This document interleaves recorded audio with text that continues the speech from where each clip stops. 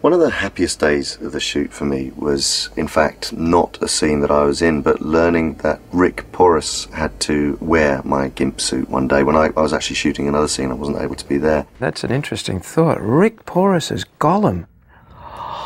Oh, yeah. That's right. Yeah, Rick Porras, he's what a terrible actor. I want to go on record right now as saying that I think he was really good. Hopefully those dailies are lost forever somewhere deep in, like, you know, a salt mine and forgotten. I've got him. Oh, Jesus. I dressed him up as Gollum and had him running around in this Ithilien campground on this little second unit I did, and he's just totally distracting the other actors. It was terrible. It was really good. It was a really good thing for him to do, because someone in such an elevated position very rarely gets the chance to be so humiliated, so psychologically tortured and mentally abused. And I was really pleased that that he went through all that, and that he also got chafed between the thighs and ended up getting bruised. You know, was treated with disdain and a bit like a social leper, like I've been for about 4 years. Yeah, got that. That was 20 Mr. mil. Porras, are you ready for your close-up? Want to know where my cappuccino is? Step as cappuccino.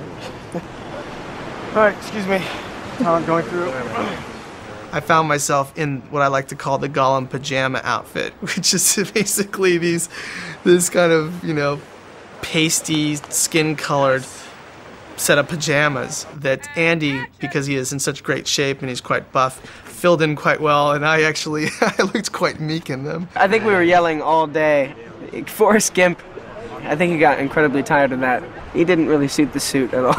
It didn't really work. I swear to God, I'll start working out, fellas. And so we went out there and I gave it a go, even though I looked like an absolute idiot.